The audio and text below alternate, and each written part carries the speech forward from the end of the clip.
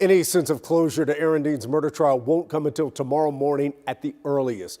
Jurors have gone back to their hotel for the night without reaching a verdict. They'll resume deliberations on Thursday to decide if the former Fort Worth police officer was justified when he shot and killed Atatiana Jefferson. Senior crime and justice reporter Rebecca Lopez shows us how both sides delivered their closing arguments. Hands up, show me hands. Prosecutors told the jury Atatiana Jefferson should have been safe in her own home. He took her away, 28 years old, the rest of her life, at the hands of this defendant. They told the jury Aaron Dean ignored his training, violated general orders, and put himself in danger when he stood in front of her window and never announced himself as an officer. Today, you say you can't create the danger and then claim self-defense.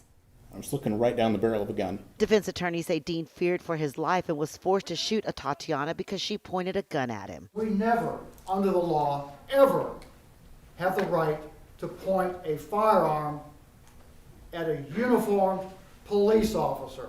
They say Dean was doing his job and thought there was a burglar inside the home. He reacted tragically, but he reacted correctly under the law. But prosecutors say they don't believe Dean ever saw a gun. He never saw that gun. He didn't know what he saw. He was hard charging. He was gung-ho. He finally got some action. And he was going to pull his weapon.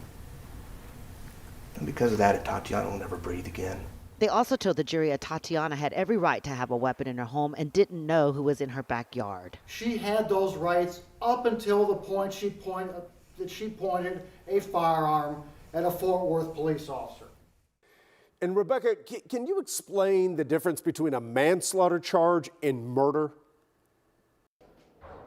Murder is when a person intentionally kills another person and causes their death. Manslaughter is when someone recklessly causes someone else's death. And those are the two charges that the jury has to decide whether Aaron Dean is guilty of any one of those charges, or they could find him innocent.